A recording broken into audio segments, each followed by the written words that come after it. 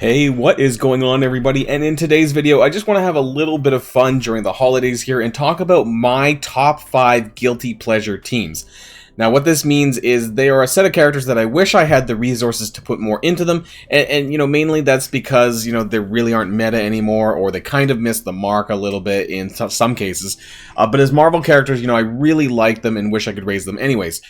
It's just unfortunate that we're kind of in a position where if we overinvest in certain characters, especially ones away from the meta, that really this puts us in a tough squeeze when it comes to newer characters coming down the line and not being able to gear them. So this video is all about some of my favorites that for one reason or another I never got a chance to really take them to the heights that maybe I would have liked to.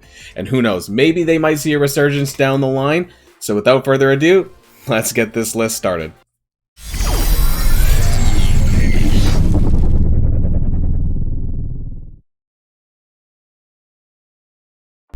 So starting off this list at number 5 is going to be the Brotherhood team. Now, this includes both the Brotherhood 1.0 version and the Brotherhood 2.0 version. Now, you can see that I have kind of invested in some characters, but not specifically for the reason of the entire team. For Sabretooth, this was largely the reason for Dark Dimension 4. I used them as a cheap alternative to get in there for the global lane kind of alongside Sinister and Emma that I was using at the time. So I got a little bit of value here. In Magneto, I just did as a fun side nod. I think I mentioned him in one of my previous videos as well. But as far as the other characters go, I didn't really, invest in them to the level maybe I would have wanted to in the Gear 13, Gear 14 Plus, because I actually really like mutants, but I also really like the Brotherhood team. Both versions of it, really. But now we have Mystique, of course, on the Marauders team. We have the main Brotherhood 2.0, which is essentially, kicking out Mystique and Sabretooth and leaving out the rest. And actually, I really like Toad and Blob. I really like...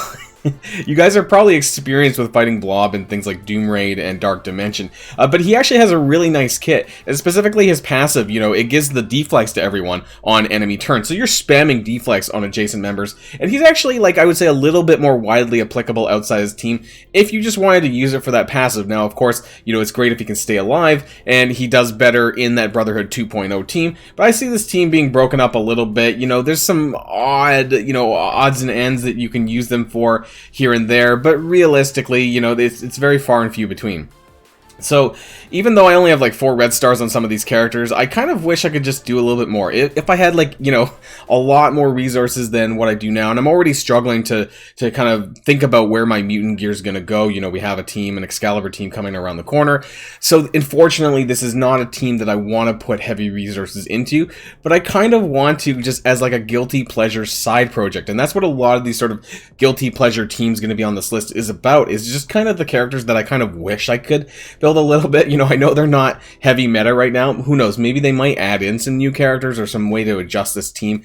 I don't know. They were actually pretty good at the time, but, when they first came out, and especially the 1.0 version, I wasn't quite, that's not where I was, I guess, in the game. I was a little bit behind at the time, so I never really got to invest in them and really get to make use of them when they were, top in the meta. Brotherhood 2.0 was actually, they were out to counter Shield Coulson, because originally the 1.0 team countered Shield, and then they brought out Coulson, and then that screwed them, and then they brought out the 2.0 version, Toad and Blob, which allowed them to recounter the Coulson Shield team. They're not too bad otherwise, but again, I would not raise them now, but they are a lot of fun characters. I really like how they work as a team, and I hope there's something more to do with them in the future. So that's starting off the list at number 5, Brotherhood. Let's move on to number 4. Okay, and now we're at number 4, and this one is really dear to my heart. Now, this is AIM, and you can see by my red stars, I actually have some pretty healthy red stars. Even on AIM Researcher and Infector, I have 5, but on the top shelf here, I have a 7 for Graviton. Unfortunately, Scientist Supreme's actually sitting there at 4, 6 for AIM Monstrosity, and 5 for the rest. So I have really, really healthy red stars on this team, and AIM is something I really, really wish that we could do a little bit something more. I hope I'm still hoping that we get a MODOK release. I really want this to happen. Now, what this means, you know, for the game, I don't know. You know, MODOK would be presumably a tech character, maybe biotech, I don't know. But I think we're kind of hoping that maybe he's like a tech answer for Doom Raid, possibly. Maybe we would see a base stat rework for Scientist Supreme, because I think she needs it.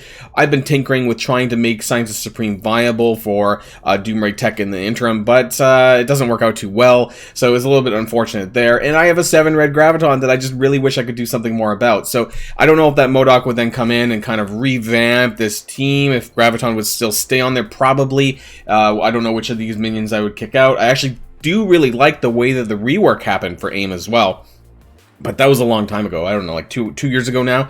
And so they're really, other than uses in the campaign, they do get some uses in the campaign, especially for Doom, War, and things like that. You know, they are actually a pretty decent team, but they're not a top-end meta. I like how they function, though, with the debuffs, flipping of the negatives on yourself to positives with Scientist Supreme. I really like the overall synergy and the kit. It just, unfortunately, does not stand up to the current teams now, so that does kind of make them a little bit tough. And I really want to put in more gear. I wish I could tier 14 most of these. I know most of them are minions, but, you know, with my red stars, it's something, especially for Graviton. I just really, like, I don't know. You know, his ultimate can hit really hard because you get like plus 100% damage per negative effect. If you stacked up a ton of bleeds and you hit them with that, like, I'm just curious how high the damage that I could get with this attack, given that he's a 7-star. Sorry, 7 red star. But otherwise, yeah, I don't know. You know, unfortunately, it's not a team I'm probably going to get around to unless MODOK gets introduced to the game, but something that I really just, in the back of my mind, I'm like, man, I really wish I could do something more with this team. I think there's a lot of AIM fans out there. Let me know if you're a fan of AIM in the comments down below. This is something I really wish I could do, but unfortunately, for the sake of my roster, and I know, you know, new characters are coming in all the time, unless MODOK comes out, I'm probably not going to be able to touch these. So let's move on to number 3. And coming in at number 3 is the Fantastic Four. Now, this is very similar to some of the other ones on this list. You know, the only character that I actually invested, I guess, quite heavily into, because they're geared tier 15, is Invisible Woman. Now, I did this for Dark Dimension 4 Legendary specifically. She was actually, I think she was my 5th member of the team. I think she was the 5th character that I built for my second run through. Did I actually need to do this? I probably not, and I think the reason was because she was bio, and I didn't really have a lot to do with my bio gear at the time, because I didn't use all of the symbiotes to get through my city section of it, so I just decided to do it. I'm also like almost maxed out other than the basic. Maybe I almost feel like I should just do that just because I'm this far. But Fantastic Four is something that was kind of a weird release. Now, I don't know if this is ever going to see any additional adjustments. We saw when they first came out, they came out alongside Namor, and that was for War offense, and they were actually really good at the time. Most of my teams, when it came to War, I didn't really take much beyond Gear Tier 12. Now, there was this combination of that I just couldn't really afford to gear some of these characters for War. Some of this was just because actually the majority of them are their bio. Interestingly, a fun fact if you didn't know, Invisible Woman actually used Mystic gear when she first came out, and it wasn't until later, I don't remember how many weeks after she was released, that they adjusted it back to bio. So it was actually a good time because there wasn't a lot of Mystic characters, good Mystic characters at the time. It was very easy to gear her up very early on because she used Mystic gear then. Not so much now, because we got a ton of good Mystic characters, but it was easy to build then. As far as the others, it was entirely bio. All of the rest of them are bio, and this made it a very difficult team to gear up, because it was just a ton of Origin gear that I could not afford to do, especially in the orange tier. You know, eventually at some point, I was able to get, I can basically get most characters to gear tier 12 now. Purple gears are really not an issue for me, but in terms of, you know, taking them a little bit further, you know, to gear tier 13 doesn't even really add much in terms of stats. It's really gear tier 14 plus where you want to go if you want to make a huge difference in your stats. Otherwise, you know, if you really like a character, you could always take them with gold to level 85, something like that, because that will give you a lot of stat increases as well. But as far as the gear goes, you know, yeah, you really want to see that at gear tier 14. Now, I don't have a lot of good red stars with them. I mean, 4's okay, but like 5 plus is really good. This is another team that I wish I could do more about. We had She-Hulk come out, and that was kind of awkward, I would say. You know, it's not super amazing, but it kind of made them a little bit better if you wanted to shove them on the War defense. And then we had the release of Silver Surfer, and that made them not as a team more viable, but there was some slight nods in Silver Surfer's kit that would allow you to use another Hero Cosmic character. Dr. Doom, of course, having a Fantastic Four nod in there. If you went alongside another Fantastic Four member, probably Invisible Woman, but nobody really uses them like that. And same with Silver Surfer, you don't really see them paired up that often very much together either. So I don't know if there's something that you could do here, but I kind of wish, I don't know, let me know in the comments down below, what do you think that they could do with Fantastic Four? It's a really good team in the Marvelverse, and I really like them. I just don't know what they can do about it. And I would like to see more adjustment to them. I'm just not sure at what point or if this is ever going to happen now, because they've had additional characters added in and some synergy nods here and there. But as far as a rework goes, I'm not really sure what they need to do or what could happen. So yeah, if you have any suggestions for the Fantastic Four, let me know in the comments down below. This is something I'm really on the fence for, but I just wish there was something more about them. So let's move on to number 2 now. Okay, and coming in at number 2 is the Sinister Six. Now, I'm sure anyone who's been following my channel for some time probably have heard me talk about Sinister Six at one time or another. This is one of my favorite teams, and I was so gutted that they didn't bring out additional Sinister Six characters as a nod to the No Way Home movie. I really thought that they maybe would have done it. I'm not going to put any spoilers because it's a really awesome movie. Go see that if you haven't already. See it twice. I would see it again. It was a very, very good movie.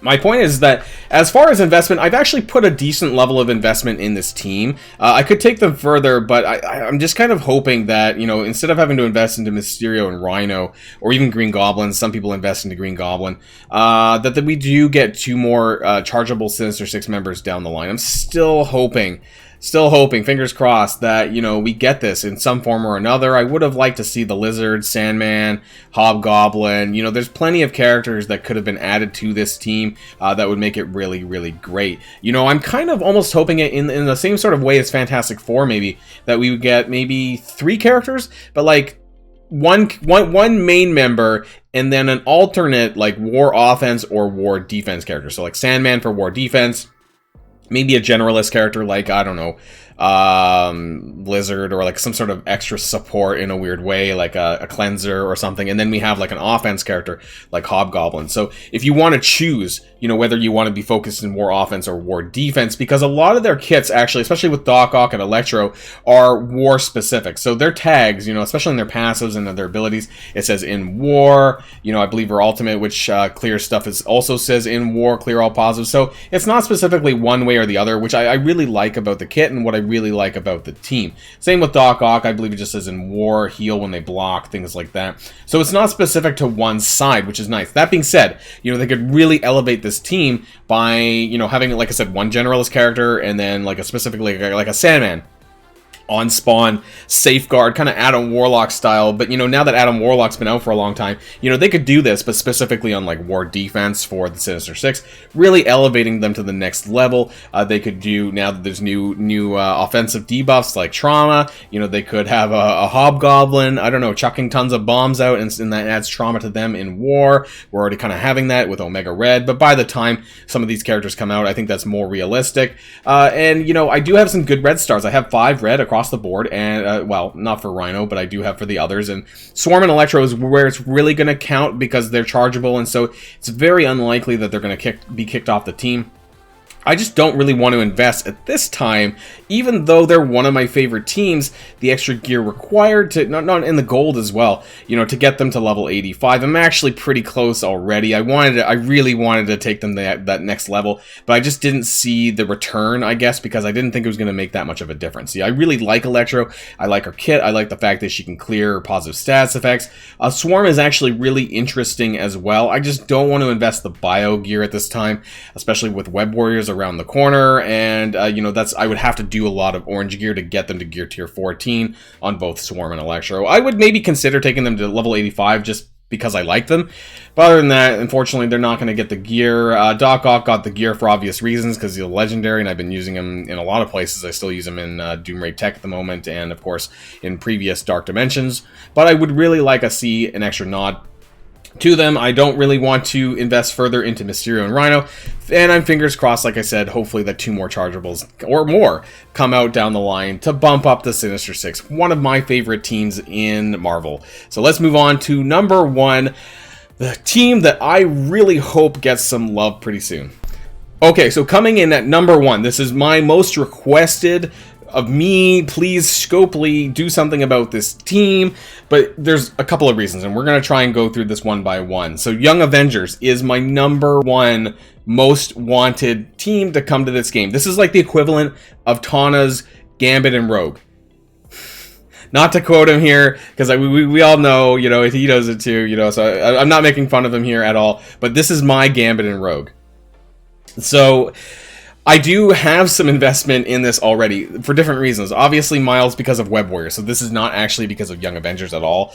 And Squirrel Girl is the only character, mainly because I have a 7 red, but I do feel that she's going to stay on the team probably, or I will continue to use her anyways when they come out with more Young Avengers characters.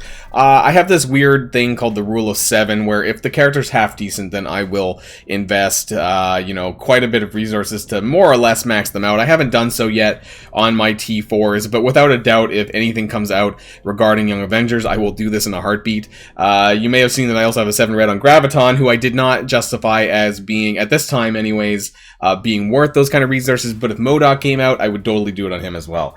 So Squirrel Girl did get the gear tier 15. I even took her to like blue healer ISO 2. I might even do 3. You know, like I actually use her as a copy and paste support character for a lot of kind of half-built teams. You know, when there's like 2 or 3 person teams coming out, I use Squirrel Girl in War Offense just to kind of throw her in. She actually has really good support functionality. Her heal is actually on a super low cooldown, and it cleanses all negative effects from all allies. So I'm sure a lot of you guys are used to playing against Squirrel Girl in Doom Raid. They love to shove her in nodes. Doom Raid, I believe it's Doom Raid Bio, maybe that's Doom Raid 1 Bio, but she's all over the place in Doom Raid because she's such a pain in the ass, because not only does she heal, but she cleanses everyone fully on level 7 of her special. So a really good kit, actually still a pretty decent kit, and her cooldowns aren't terribly high. So if the Young Avengers get some additional characters, which I really hope they do, but they really butchered this team when it first came out. I will say that the only character that actually is a Young Avengers on this list is America Chavez. And whether or not that means that she's going to stay on the team or not, possibly, but she's going to need a bit of a rework. She was out a very long time ago. Her kit is very outdated, and it's just not enough for things now.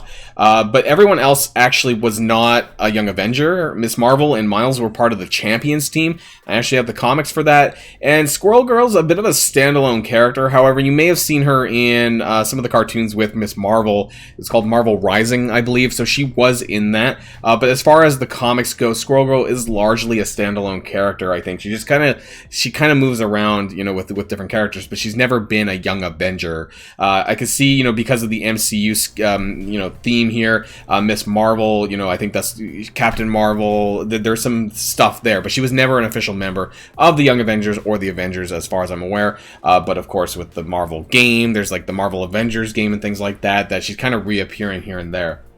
But America Chavez is the only real member. In terms of what else I want to do with this team, please give us Magic. Sorry, not Magic. Wiccan and Hulkling, please, please, please, please. These are like my top of the list characters that I want to come to this game. Other than that, we can take Speed. Speed and why do I keep saying Magic? Speed and Wiccan are already kind of in the MCU with WandaVision, if you guys watched that.